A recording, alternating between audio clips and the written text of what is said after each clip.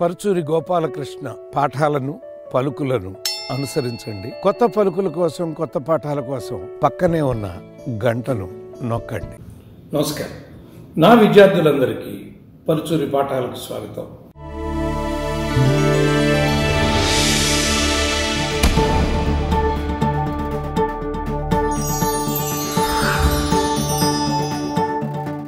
ఈ రోజున సంక్రాంతికి వస్తున్నామని వాళ్ళు చెప్పారు. వాళ్ళు వచ్చేసారు. వాళ్ళు చాలా ఉత్సాహంగా, మంచి విజయవంతంగా వాళ్ళ జీవనయానాన్ని కొనసాగిస్తున్నారు. ఇంకా కొన్ని థియేటర్లు ఇంకా రన్ అవుతూనే ఉంది. ఈ విషయం మనందరికీ తెలుసు. ముందు ఈ సంక్రాంతికి వస్తున్నాం అనేటువంటి ఈ చిత్రం వెంకటేశ్వర క్రియేషన్స్ పేరుతో మన దిల్ రాజు గారు అనేవాడు ఒకప్పుడు ఒక రామానాయుడు గారి లాగా, త్రిపురరావు లాగా, వడ్డే రమేష్ గారి లాగా, గోపి గారి లాగా, దేవి ప్రసాద్ గారి లాగా, ఇలా మాకు ఒక అద్భుతమైన నిర్మాతలు కొంతమంది ఉండేవారు. వాళ్ళు అపజయం జయంతో సంబంధం లేకుండా చిత్రాలు తీసుకుంటూనే వెళుతూ ఉండేవారు. అలా నేటి తరంలో చిత్రాలు తీసుకుంటూ వెళుతున్న వాళ్ళు దిల్ రాజు గారు. శిరీష్ కూడా నిర్మాత పేర్లలో కనిపించిందండి. ఇప్పుడు అనిల్ రావిపూడి దీనికి స్క్రీన్ ప్లే, డైలాగ్స్, కథ అన్నీ ఆయనే, దర్శకత్వం మొత్తం ఆయనే చేశారు. మరి ఇంకా వేరే పేర్లు ఏమీ కనిపించలేదండి. మరి ఆ స్క్రోలింగ్ కూడా నేను చాలాసేపు చూశాను, కానీ చిన్న అక్షరాల్లో పరిగెత్తుకుంటూ వెళ్ళిపోయింది. ఎవరన్నా రచనా సహకారం కానీ అట్లాంటి హెల్ప్ చేసిన స్క్రిప్ట్ కోఆర్డినేషన్ అట్లాంటి పదాలు ఏమైనా ఉన్నాయో నాకు కనపడలా. So total credits goes to Anil Ravipudi గారేనండి. ఇది వెంకటేష్ బాబు అంటే మా కలంపుత్రుడు. ఎన్నోసార్లు చెప్పానండి మీకు నేను ఈ విషయాన్ని. మా కలంపుత్రుడు అద్భుతమైనటువంటి తన ఇమేజ్ని రోజు రోజుకి ఇంతెంతయి ఒట్టుడింతయి మరియు తానెంతయి అన్నట్టుగా అద్భుతంగా వచ్చి ఒక స్టేజ్లోనండి బాబు అసలు ఇక మానేస్తాడేమో అన్నంత భయం కూడా వేసేదండి. మీకు చెప్పాను నేను ఒకసారి, ఈ మెట్లెక్కి వచ్చేవారు, వీజీపీకి వచ్చేవారు, ప్రగతిలో ఉంటే అక్కడికి వచ్చేవారు. ఆ మెట్లన్నీ ఎక్కువచ్చి కూర్చుని, అంటే ఆ పాత్రను గురించి అవగాహన చేసుకోవటానికి వెంకటేష్ బాబు గారు ఎంత ఫీల్ అవుతారు అనేటువంటిది మనకి ఒక అద్భుతమైనటువంటి అంశం అండి ఇది. సో అటువంటి వెంకటేష్ బాబు గారు, వారితో పాటు మీనాక్షి చౌదరి, ఐశ్వర్య రాజేష్, మా రాజేష్ కుమార్తె. ఈ అమ్మాయి తమిళ సినిమాల్లో ఏమైనా చేస్తుందో మాకు తెలియదు, కానీ తెలుగులో నేను మొట్టమొదటిసారి చూశాను.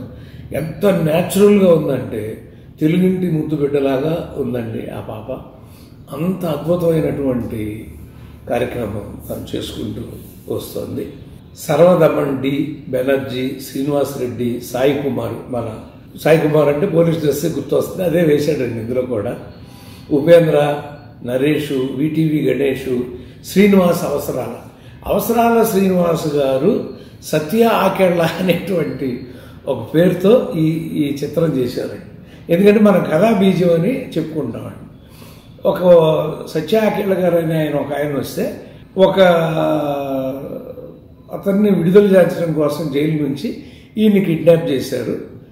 ఈయన్ని కాపాడగలిగారా లేదా, ఎలా కాపాడితే ఇదే కథ గమనం అండి. ఎంత చిన్న పాయింట్ కథా బీజాన్ని ఆయన ఒక అద్భుతాన్ని చేసి, అంటే యాస్టీస్గా ఇది అలాగే గనక వెళ్ళి ఉంటే, అంటే ఒక చిరంజీవి గారు, బాలకృష్ణ గారు వాళ్ళు చేస్తుంటే ఈ బాడీ లాంగ్వేజ్లో ఈ స్క్రీన్ ప్లే ఉండదు. 100% అనిల్ రావిపూడి గారు మన వెంకటేష్ బాబు బాడీ లాంగ్వేజ్కి ఈ కథని, అంటే ఆ చొక్కా వేస్తే కరెక్ట్గా తుక్కుపోవాలి, ప్యాంట్ వేస్తే సరిగ్గా జారిపోకుండా కరెక్ట్గా నిలబడాలి అని మనం ఎలా అయితే అనుకుంటామో అట్లా ఆ ప్యాంటు షర్టు బాబుకు తొడిగేసాడండి అనిల్ రావిపూడి గారు. అంత బాగా చేశాడు ఆయన. దీన్ని మనకి ఎంటర్టైన్మెంట్లో భాగంగా ఏం చేశాడండి, ఇందులో 2-3 ఉపకథలాగా కూడా చూపించాడు. అంటే ఏంటి, ఒకటేమో పాత లవ్ స్టోరీ, మొదటి ప్రియురాలు, ఇద్దరు పోలీస్ ఆఫీసర్గా ఉన్నప్పుడు లవ్ స్టోరీ. ఒకటేమో గురువు గారి స్టోరీ, ఇంకోటేమో వీళ్ళతో వెళుతూ ఒక ఒక అడ్వెంచర్, ఒక భయంకరమైన మనుషులతో అడ్వెంచర్ చేయటువంటి మాటలు కాదు. పైగా ఆ అడ్వెంచర్ ఏమో వెంకటేష్ బాడీ లాంగ్వేజ్ది కాదండి. మరి అనిల్ రావిపూడి ఏం చేశాడండి, వెంకటేష్ బాడీ లాంగ్వేజ్ కాదు కాబట్టి ఇద్దరు కలిపి చేసుకున్న తెలివిగల నిర్ణయం ఏంటంటే అద్భుతమైన ఎంటర్టైన్మెంట్తో ఈ సినిమాని తీద్దామని బాబుని ఒప్పించుకుని అనిల్ రావిపూడి, అనిల్ రావిపూడి ఇంతకుముందు ఎటువంటి సినిమాలు తీశారో మనకు తెలుసు. ఇద్దరూ కూడా ఒక అద్భుతమైన ఎంటర్టైనర్ని తీయడానికి సిద్ధపడి ఈ పని చేశారండి.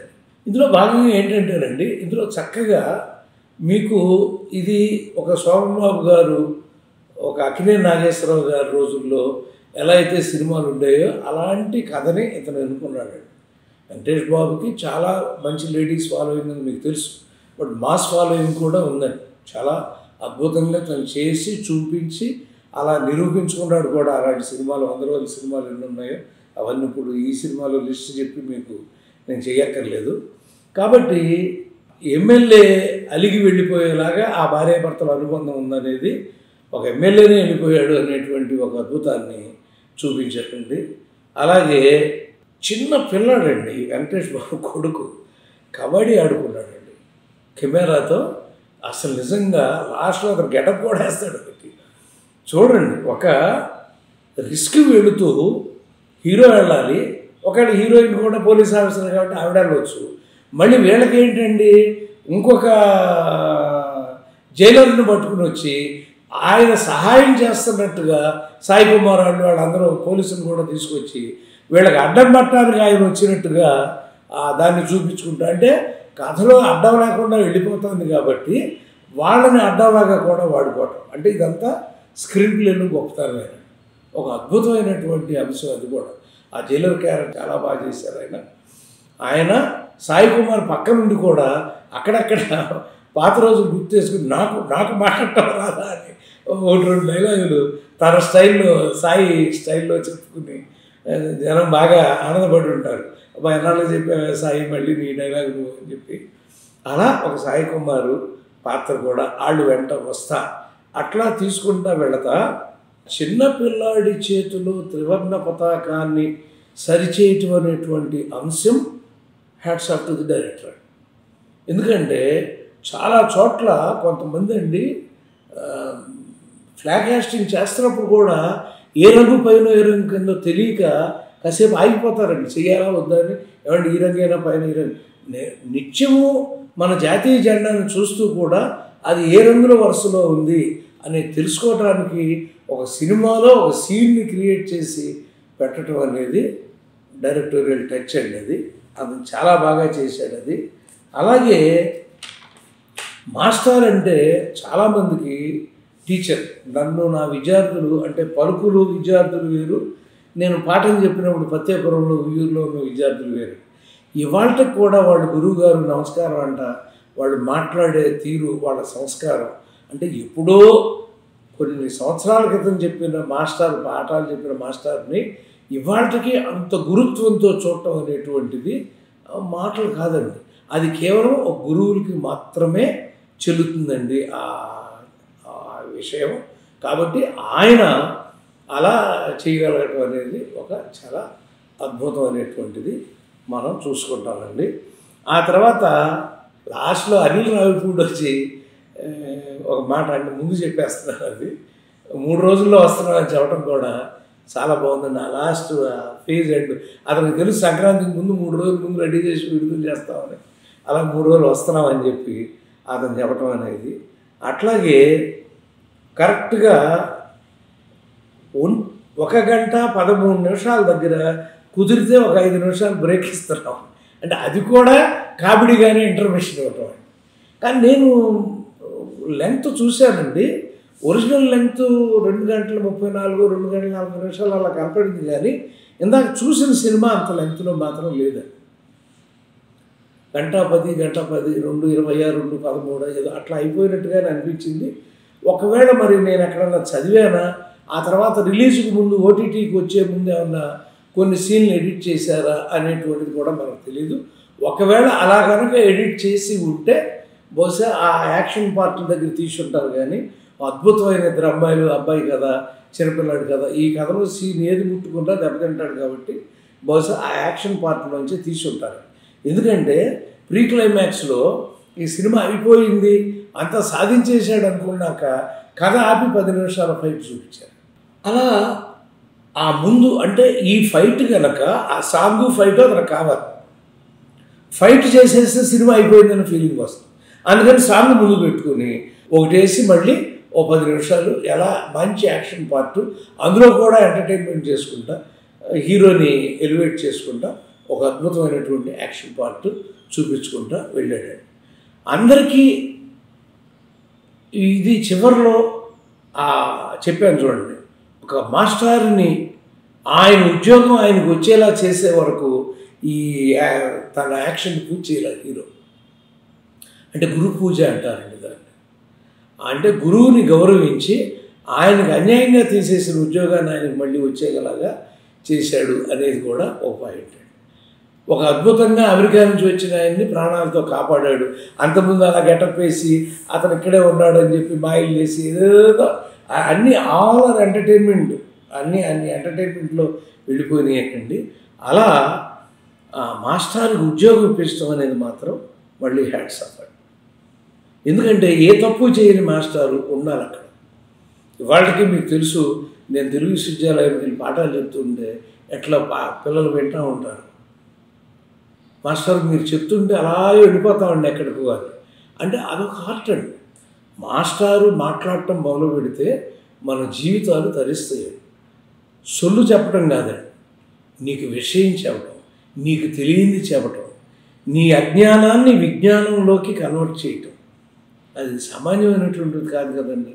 సో ఆయన కోసం ఒక క్లైమాక్స్, అసలు క్లైమాక్స్ అంటే ప్రీ క్లైమాక్స్లో అసలు విలన్లందరినీ తొదముట్టించేసి, ఆయన తొదముట్టించింది ఎలా తొదముట్టించాడో మళ్ళీ ఒక 10 నిమిషాలు ఓ పాట అయినా కానీ. అంటే ఇదంతా కూడా అనిల్ రావిపూడి స్క్రీన్ ప్లే చాతుర్యమే అని మీ అందరికీ నేను తెలియజేస్తున్నాను. ఎందుకంటే అంత స్క్రీన్ ప్లేతో నడకకుండా మామూలుగా చెప్పుకుంటూ వెళ్ళిపోతే ఈ సినిమా ఇంత సక్సెస్ అయ్యేదా? ఎందుకంటే ఎంటర్టైన్మెంట్ మనం చూసామండి. సంజయ్ గారు హ్యాట్స్ ఆఫ్ అండి, ఎన్ని సినిమాలను మనుషుల్ని నవ్వించి కవ్వించి సూపర్ హిట్లు చేశాడో మీ అందరికీ తెలుసు. ఎటువంటి అద్భుతమైన కుటుంబ గాథా చిత్రాలను కూడా నవ్వులు కేరెత్తులతో నడిపాడో మీ అందరికీ తెలుసు అండి. అలా నాకు మళ్ళీ ఒక జంజాల్ గారు ఇతన్ని ఏమన్నా పూనాడా ఈ సినిమా తీస్తున్నప్పుడు అన్నంత అనుమానం వచ్చిందండి నాకు. ఎందుకంటే అంత బాగా తీసుకుంటూ వెళ్ళాడు ఇది. సో విద్యార్థులారా, ఒకటే గుర్తుపెట్టుకోండి, ఎప్పుడు కూడా మీరు సినిమా రాయటం వేరు, ఆడే సినిమా రాయటం వేరు. ఇది ఆడుతుందని మాకు ఎట్లా తెలుస్తుందండి అంటే, మొదటి పాఠకుడు నువ్వే, మొదటి ప్రేక్షకుడు నువ్వే, రాసేవాడే. నువ్వు అంతరాత్మని మోసం చేసుకోకుండా కనుక ఉంటే అది ఎలా ఉందో నీ అంతరాత్మని తెలిసిపోతానే ఉంటుంది. ఎందుకంటే మా సినిమాలు ఎన్నో నేను మా అన్నయ్య కాపీ అయిపోగానే ఇద్దరం అలా చూసుకునేవాడు. అలా చూస్తే అది వెళ్ళిపోయిందని గుర్తు, ఇలా చేకండిచ్చుకుంటే ఆడిందని గుర్తు, బాగానే ఉంది కానీ రా అంటే అబవ్ యావరేజ్గా ఆడిందని గుర్తు. అంటే మనకు తెలిసిపోతుందండి రాసివాడు. అలా ఇవాళ మరి 2025 సంక్రాంతికి వచ్చి సంక్రాంతికి వస్తున్నాం అనేటువంటి సినిమా మా వెంకటేష్ బాబు, మా కలంపుత్రుడు, జీవితంలో మేము మర్చిపోలేము. ఆ రోజు 1986 కలియుగ పండుగతో ఆయన మొదలై ఒక అద్భుతాన్ని తీసుకుంటూ వస్తా. ఇప్పటికీ తనలో ఏమాత్రం ఆ శ్రద్ధాభక్తులు, సినిమా అంటే శ్రద్ధ, సినిమా అంటే భక్తి అనే విషయం తగ్గలేదని తెలియజేస్తూ నిర్మాత దిల్రాజు గారిని, శిరీష్ గారిని, వెంకటేష్ బాబుని, మిగతా నటీనటుల్ని అందరినీ కూడా అభినందిస్తూ సెలవు తీసుకుంటున్నాను. నమస్కారం.